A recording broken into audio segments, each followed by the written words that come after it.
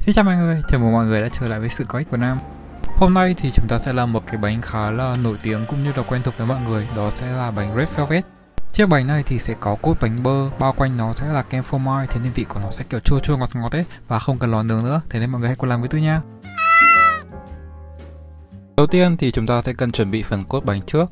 Trong một cái âu thì mình sẽ cho phần sữa tươi cũng như là một chút giấm vô, khuấy đều hỗn hợp và sau đó thì mình sẽ để cho hỗn hợp sữa này yên trong tầm khoảng 5 phút cho đến khi nó bắt đầu kết tủa và đặc lại như kiểu là sữa chua uống á. Trong một cái âu khác thì mình sẽ cho lần lượt hết tất cả các loại bột khô vô và trộn đều. Hôm nay thì chúng ta sẽ dùng một cái gọi là muối nở baking soda. Mọi người có biết cái phản ứng khi mà chúng ta cho chanh vô cái baking soda xong rồi nó nổ bùm bùm bùm bùm lên không? Thì hôm nay bánh của chúng ta sẽ nở nhờ chủ yếu vào cái phản ứng đó. Ở một cái âu khác thì mình sẽ đánh bông cái phần bơ này. Đáng lẽ thì cái bơ này nó phải ở nhiệt độ phòng cơ. Cơ mà nếu như chẳng may nó mà cứng như mình thì mọi người cứ nhẹ nhàng dùng một cái spatula, sau đó thì ấn dẹt nó ra cho đến khi nó ra được một cái khối bơ mềm như thế này.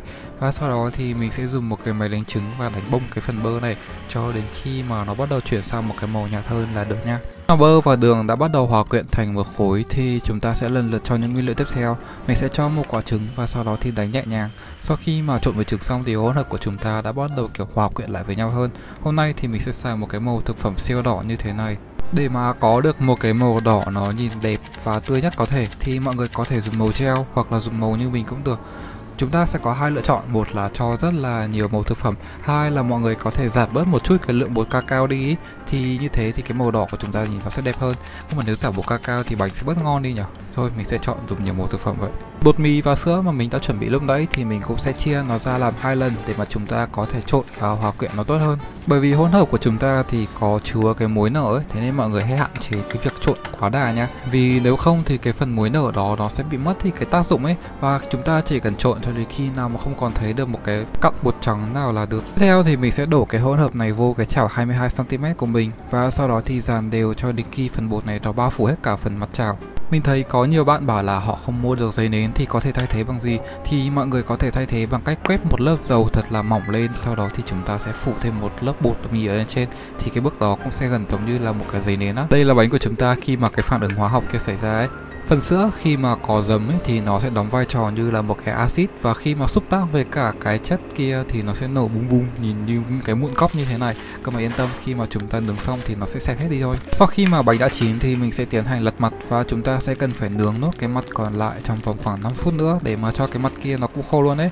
Ở bước này thì chúng ta không cần phải đậy nắp đâu nha, chỉ cần nướng ở lửa chung trong vòng khoảng 5 phút cho đến khi cái mặt nó bắt đầu khô là được. Phần bánh mà tiếp xúc trực tiếp với cả nhiệt thì nó sẽ không được đỏ lắm, các bạn yên tâm là bên trong nó sẽ đỏ hơn nha. Trong thời gian chờ bánh nguội thì chúng ta sẽ chuẩn bị phần kem phô mai nha. Có vẻ như bên cạnh giấy nến thì kem tươi cũng là một trong những cái hàng vô cùng hiếm trong cái mùa dịch này. Thế nên hôm nay thì thay vì dùng kem tươi, mình sẽ dùng kem bơ như thế này. Đầu tiên thì chúng ta sẽ cần phải đánh bông bơ với cả đường cho đến khi bơ nó bắt đầu chuyển sang một cái màu trắng hơn như thế này và đường đã hoàn toàn tan hết là được.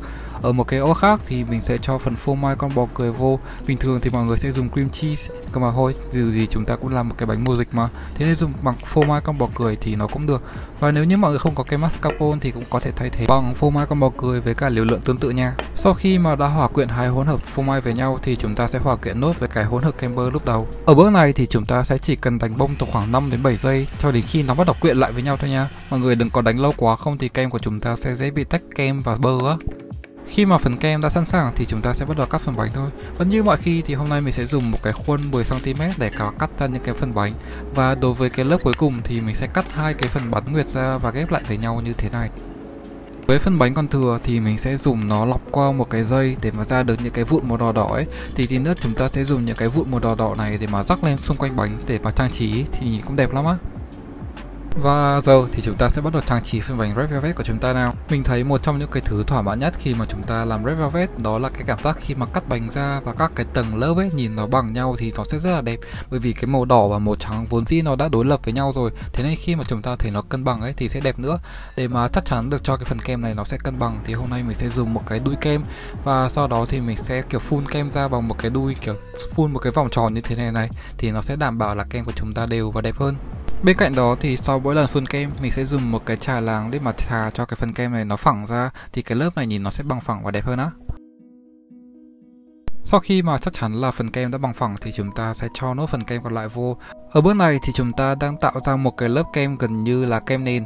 Cái lớp kem này thì sẽ đóng vai trò giúp cho bánh của chúng ta kiểu hút được hết tất cả những cái vụn bánh mà nó bị rơi ra ấy, thì nhìn bánh nó sẽ đẹp và đồng đều hơn. Đồng thời khi mà chúng ta cho cái bánh này trong tủ đông tầm khoảng 30 phút, khi nó cứng lại thì nó cũng sẽ dễ dàng để thao tác hơn ở những cái bước tiếp theo á. Cho cái bánh của ngày hôm nay thì mọi người thực chất không cần phải chà láng quá là đẹp đâu, bởi vì hôm nay thì sẽ là một cái bánh khá là cho những người không chà láng giỏi như mình ấy, bởi vì chúng ta dù gì cũng sẽ vứt hết tất cả những cái vụn bánh màu đỏ đỏ lúc nãy lên thôi mà, thế nên kiểu đẹp hay xấu thì nó cũng giống nhau cả.